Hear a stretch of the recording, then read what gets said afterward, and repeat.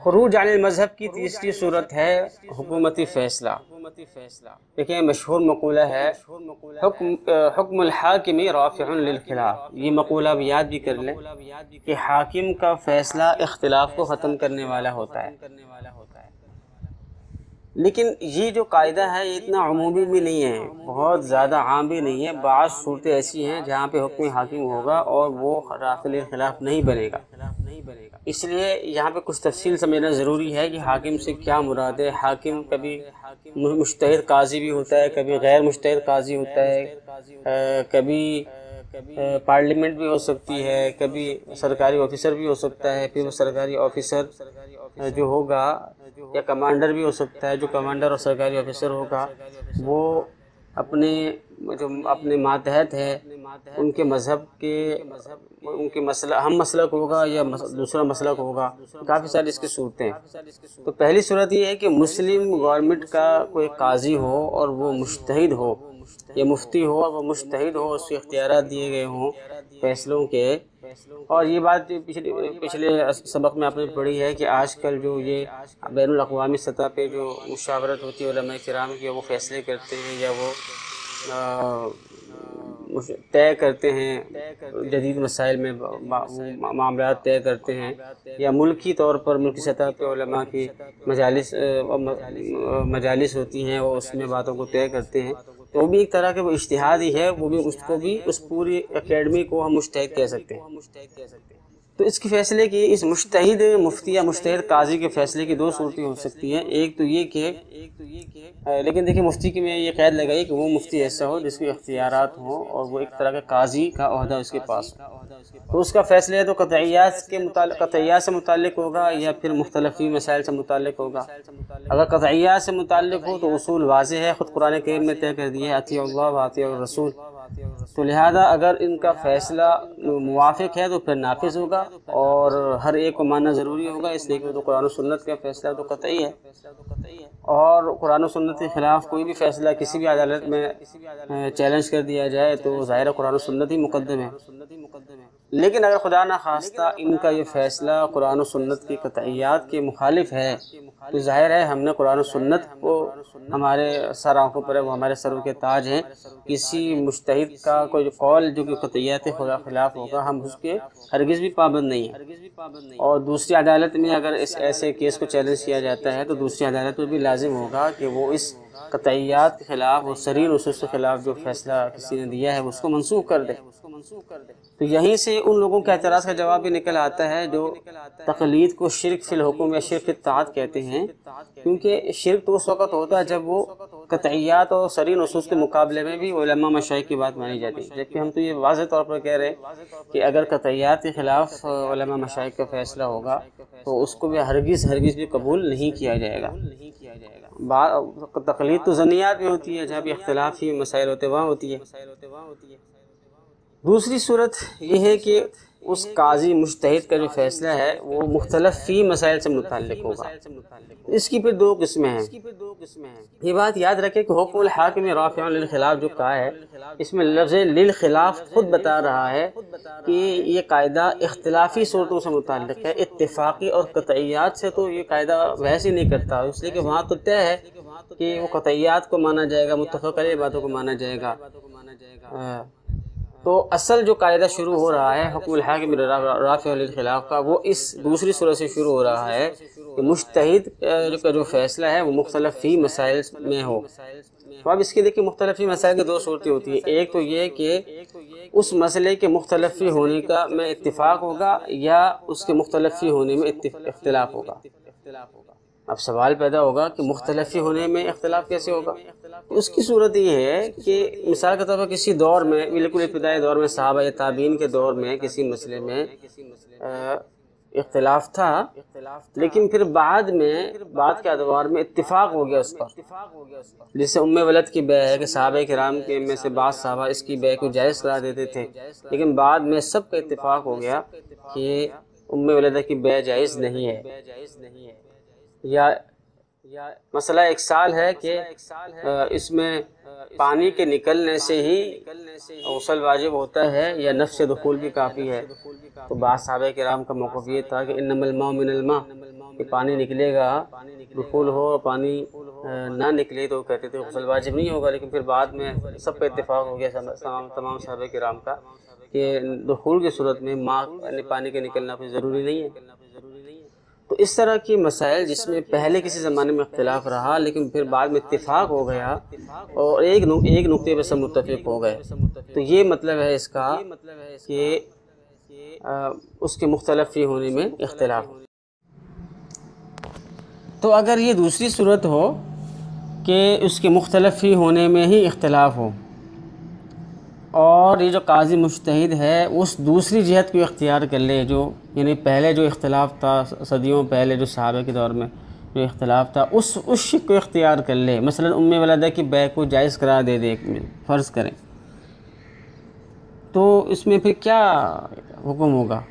तो शेखैन फरमाते हैं कि क्योंकि किसी न किसी ज़माने में इख्तिलाफ रहा है लिहाजा इसकी वजह से अभी भी मुख्तलिफ ही है और इस मुज्तहिद काजी का यह फ़ैसला नाफिज़ुल अमल होगा।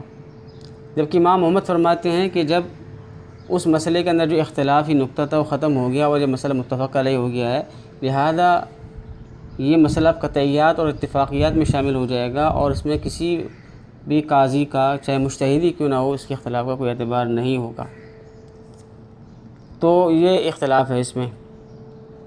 तो शेखैन के नज़दीक अगर इस फ़ैसले को, इस काजी मुज्तहिद के फ़ैसले को किसी दूसरी कोर्ट में चैलेंज किया जाए तो उसका हुक्म ये है कि जो दूसरा काजी या मुफ्ती है अगर वो शेखैन के मसले को राजी समझता है तो वो काजी साबिक़ के फ़ैसले को नाफिज़ करार देगा, और अगर दूसरा काजी या मुफ्ती इमाम मोहम्मद के मसले को राजी समझता है तो वो अपने उस मौक़िफ़ के मुताबिक काजी मुज्तहिद के फ़ैसले को बकल कर सकता है।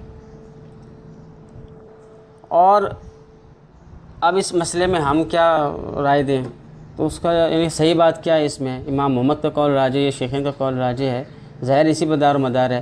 तो अब उलमाए किराम ने शेखैन के कौल को राजे करार दिया है, लिहाजा इससे बात वाज़ी हो गई कि शेखैन के कौल के मुताबिक ही उस काजी मुज्तहिद का उसने जो इख्तिलाफ़ी मौक़िफ़ इख्तियार किया है उस इख्तिलाफ़ी मौक़िफ़ के मुताबिक बात मान ली जाएगी और दूसरे जो काजी हैं उनके लिए ज़रूरी हो जाएगा कि वो उसको माने। ये तो थी पहली शिक कि जिसमें उसके मुख्तलिफ़ी होने में ही इख्तिलाफ़ हो, और अगर उसके मुख्तलिफ़ी होने में इत्तिफ़ाक़ हो, जैसे कि अक्सर होता है कि मुख्तलिफ़ी होने में इत्तिफ़ाक़ होता है, तो इसकी भी फिर दो सूरतें हैं। एक सूरत तो ये है कि उसके मक़ज़ी भी ही मुख्तलिफ़ी होगा या नफ्स क़ज़ा मुख्तलिफ़ी होगी। अगर मक़ज़ी भी ही मुख्तलिफ़ी हो, मक़ज़ी भी मुख्तलिफ़ी होने का मतलब है कि हुक्म मुख्तलिफ़ी हो, जैसे कि अक्सर सूरतों में होता है कि हुक्म में इख्तिलाफ़ होता है, इमाम शाफ़ी का मौक़िफ़ अलग है, इमाम अबू हनीफ़ा का मौक़िफ़ अलग है। मसलन किनायात से तलाक़ रजी वाक़ई होती है बाइन, इमाम शाफ़ी फरमाते हैं तलाक़ रजी होती है, हनाफ़ कहते हैं कि बाइन होती है। या मसलन गुस्ताख़ रसूल की तौबा कबूल है या नहीं है, मुर्तद की तौबा कबूल है या नहीं है, इसमें इख्तिलाफ़ है। तो अगर मक़ज़ी भी यानी हुक्म मुख्तलिफ़ ही हो, जैसे कि अमूमन होता है, तो काजी का फ़ैसला ऐसे क्योंकि वो काजी मुज्तहिद है लिहाजा उसका फ़ैसला नाफिज़ हो जाएगा, अगरचे मुल्क की फ़िक़ा या मुल्क का जो मसलक है उसके ख़िलाफ़ हो। और अगर इस काजी मुज्तहिद का फ़ैसला दूसरी अदालत में चैलेंज किया जाएगा तो उस पर लाजिम होगा कि वो उस पहले वाले काजी के मौक़िफ़ को ही जारी रखे, वो जो दूसरी अदालत है उस पहले वाले अदालत के फ़ैसले को मनसूख और कलादम नहीं करार दे सकती, क्योंकि उसकी वजह यह है कि इस पर तमाम उलमा का इत्तिफ़ाक़ है कि मुख्तलिफ़ी मसाइल में क़ज़ाए काजी राफ़िल ख़िलाफ़ होता है और हुक्म हाकिम राफ़िल ख़िलाफ़ की सबसे बड़ी सूरत यही होती है एक मुज्तहिद काजी जो है वो मुख्तलिफ़ी मसले में फ़ैसला दे दे, उससे इख्तिलाफ़ ख़त्म हो जाता है। और उसकी वजह यह है कि अगर बाद में कोई और उसको मनसूख कर सके, इस पहले मुज्तहिद काजी के फ़ैसले को कोई और कोर्ट वो अगर कलादम करार देने का इख्तियार उसे दे दिया जाए तो इसका ये अमल इस मुत्तफ़क़ अलैह कायदे और इस इत्तिफ़ाक़ी कायदे के ख़िलाफ़ हो जाएगा। और दूसरा ये कि ये इंतशार और फ़साद का भी बाइस होगा, और कायदा है कि वमा अद्दा इलल फ़साद फ़साद, कि जो चीज़ फ़साद की तरफ ले जाए वो ख़ुद फ़ासिद होती है। लिहाजा खुलासा ये निकला कि एक मुफ्ती मुज्तहिद या काजी मुज्तहिद जब मुख्तलिफ़ फ़ी मसले में कोई फ़ैसला दे दे तो वो फ़ैसला नाफिज हो जाएगा और मुल्क की दूसरी अदालतों पर भी लाजिम होगा, चाहे वो अदालत का जो काजी है वो भले मुज्तहिद हो गैर मुज्तहिद हो, उन सब पर लागू हो जाएगा कि उस पहले वाले काजी के, क्योंकि वो मुज्तहिद है, उसकी बात को वो माने और उसी के मुताबिक वो फतवा या फ़ैसला दे।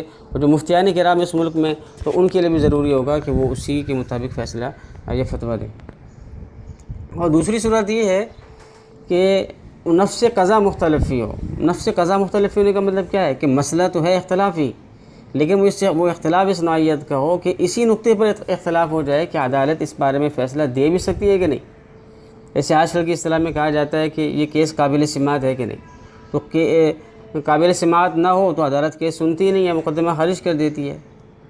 इसकी सही मिसाल क्या है? इसकी देखिए, एक तो अल्लामा कासानी ने इसकी मिसाल दी है, साहिब बदाए ने, कि इसकी मिसाल क़ज़ा अल गायब है, लेकिन हज़रत शेख मुफ्ती तक़ी उस्मानी साहब फरमाते हैं कि ये मिसाल दुरुस्त नहीं है, क्योंकि मुतअख़िरीन अहनाफ ने हाजत की वजह से क़ज़ा अल गायब के जवाज़ का फतवा दे दिया है, लिहाजा ये मिसाल दुरुस्त नहीं है। सही मिसाल यही है कि महदूद फिल क़ज़फ़ की क़ज़ा है, या औलाद के हक़ में फ़ैसला, एक काजी अपने औलाद के हक़ में फ़ैसला दे, हालांकि वो औलाद के हक़ में तो वो केस सुन ही नहीं सकता, या महदूद फिल क़ज़फ़ है, वो गवाही दे रहा है, तो अहनाफ के नज़दीक तो उसकी गवाही मोतबर ही नहीं है, तो लिहाजा उस पर कैसे फ़ैसला दे दिया। या आज़ाद आदमी को मार्केट से आउट किया जा सकता है, या इस पर पाबंदी लगाई जा सकती है कि वो बेच शिरा ना करे। तो इस किस्म के मसाइल के जिसमें अहनाफ सिरे से क़ज़ा के कायल ही नहीं है, जबकि दीगर इमाम में से कोई कायल हो सकता है, तो इसका हुक्म ये है कि अगर मुज्तहिद काजी केस को काबिल सिमात कह दे, हालांकि वो हनफी मसले के मुताबिक काबिल सिमात नहीं है, लेकिन हम फ़र्ज़ करें कि कोई हनाफ में से कोई काजी है जो मुज्तहिद है, और वो उसका इज्तिहाद ये कहता है कि भाई ये केस काबिल सिमात है, और वो फ़ैसला दे दे, तो फिर इसका हुक्म ये है कि, और इसका अजीब व गरीब हुक्म है कि इसका ये फ़ैसला अभी एक तरह से मौकूफ़ है। अगर ये फ़ैसला किसी और कोर्ट में जाता है और कोई एक काजी, कोई एक कोर्ट उस फ़ैसले को जायज़ करार दे दे और उसको मोतबर करार दे दे, तो अब जो है वो, क्योंकि पक्का हो गया, दो काजी साहिबान का फ़ैसला आ गया, तो अब जो है वो फ़ैसला काबिल सिमात हो गया एक तरह से, और वो फ़ैसला मानना सबको ज़रूरी होगा। लेकिन अगर उस पहले काजी ने फ़ैसला दिया और उसका केस दूसरे काजी के पास गया, और दूसरे काजी ने इसको ये कह के मुस्तरद कर दिया कि ये केस तो काबिल सिमात था ही नहीं, इसको वहीं से खारिज कर दिया, तो अब जो है उस काजी अव्वल का फ़ैसला मोतबर करार नहीं दिया जाएगा। गोया कि ये वो सूरत है जिसमें हुक्म हाकिम राफिल खिलाफ नहीं बनेगा। तो ये पहली सूरत थी जिसमें काजी मुज्तहिद होता है। ये अभी तक हमने जो सूरत पढ़ी वो ये थी कि काजी मुज्तहिद हो। दूसरी सूरत ये कि काजी मुज्तहिद ना हो, तो इसकी भी मुतअद्दिद सूरतें हैं। एक ये कि काजी मुक़ल्लिद होगा या गैर मुक़ल्लिद होगा। अगर मुक़ल्लिद है तो वो अपने इमाम के मसलक के मुताबिक फ़ैसला करेगा या उसके ख़िलाफ़ फ़ैसला करेगा, और अगर ख़िलाफ़ फ़ैसला करता है तो जानबूझकर करता है या भूल कर करता है। लेकिन अगर काजी मुक़ल्लिद हो और अपने इमाम के मसलक के मुताबिक फ़ैसला करे तो फिर तो उसमें तो कोई बात है ही नहीं, तो बिल-इत्तिफ़ाक़ उसका फ़ैसला तमाम मसालिक पर नाफिज़ होगा, और इसमें तो कोई इश्काल की बात ही नहीं है। लेकिन काजी मुक़ल्लिद हो फिर भी अपने मसलक के ख़िलाफ़ जानबूझकर फ़ैसला कर दे या भूल कर फ़ैसला कर दे, तो अगर जानबूझकर फ़ैसला कर दे तो तब तो बिल-इत्तिफ़ाक़ फ़ैसला नाफिज़ नहीं होगा, क्योंकि हुकूमत ने इसे तक़लीद का पाबंद बनाया था और ये इसके ख़िलाफ़ कर रहा है। और अगर हुकूमत ने इसको किसी एक मसलक का पाबंद ना किया हो तब भी इसका फ़ैसला मोतबर नहीं है, क्योंकि मुक़ल्लिद की बज़ात ख़ुद कोई हैसियत नहीं है, वो तो उसकी जो हैसियत है वो इस वजह से है कि वो अपने इमाम का कायम मकाम होता है और इमाम की तरफ से बात कर रहा होता है और उसके मौक़िफ़ को बयान कर रहा होता है, वरना खुद इसकी अपनी कोई हैसियत नहीं होती। तो जानते बूझते इस मुक़ल्लिद मुफ्ती का अपने मज़हब से ख़ुरूज करना, इसको इत्तिबाए हवा कहा जाएगा और हवाए नफसानी कहा जाएगा, और हक़ के मुकाबले में मरजू और कमज़ोर बात को फ़ैसला करार देना ये कहा जाएगा, जो दियानत व अमानत के सरासर ख़िलाफ़ है। तो इसलिए हुक्मुल हाकिम राफ़िअ लिल खिलाफ़ का जो कायदा है वो यहाँ पे चस्पा नहीं किया जा सकता। और अगर भूल कर मज़हब से खुरूज करे काजी जो कि मुक़ल्लिद है और भूल कर मज़हब से खुरूज करे, इसमें इख्तिलाफ़ है। इमाम साहब का नज़दीक इसका फ़ैसला नाफिज़ हो जाएगा और साहिबाइन का नज़दीक फ़ैसला नाफिज़ नहीं होगा। और फ़तवा इब्नुल हमाम फरमाते हैं और हमारे अइम्मा अहनाफ़ फरमाते हैं कि फ़तवा साहिबाइन के कौल पर है। इसलिए ये जो कायदा हुक्मुल हाकिम राफ़िअ लिल खिलाफ़ का कायदा, वो कायदा इस सूरत में भी लागू नहीं होगा। तो खुलासा ये निकला कि मुक़ल्लिद काजी जो है तो उसके लिए ये बात दुरुस्त है ही नहीं कि वो खुरूज अनिल मज़हब करे और उसकी बुनियाद अपना फ़ैसला करार दे, उसके लिए जायज़ ही नहीं है। बल्कि जो मुक़ल्लिद काजी है उसके लिए खुरूज अनिल मज़हब की दो ही सूरतें हैं, एक ज़रूरत शदीदा जिसकी 5 शराइत हमने बयान की, या फिर क़ुव्वत दलील। इसके अलावा ये बात कि वो ख़ुद फेक मज़हब गैर पे फतवा दे दे और कज़ा कर दे, फ़ैसला कर दे और वो मान लिया जाए, ऐसा इसके लिए नहीं हो सकता। अच्छा, दूसरी सूरत हमने ये बताया कि वो काजी गैर मुक़ल्लिद हो तो उसका हुक्म ये है कि वो अपने दियानत व अमानत के मुताबिक जिस मुस्तनद और मोतबर मौक़िफ़ पर फ़ैसला दे देगा तो वो नाफिज़ुल अमल हो जाएगा और दूसरा काजी उसके फ़ैसले को मनसूख नहीं कर सकता। और एक और सूरत यहाँ पे ये है कि काजी मुक़ल्लिद हो लेकिन मुतबाहिर आलिम हो, मुज्तहिद तो ना हो लेकिन एक मुतबाहिर आलिम हो और वो दलील की बुनियाद पर मज़हब से खुरूज करे तो उसका मज़हब गैर के मुताबिक फ़ैसला नाफिज़ है, क्योंकि उसके नज़दीक वही दलील के अतबार से कवी है।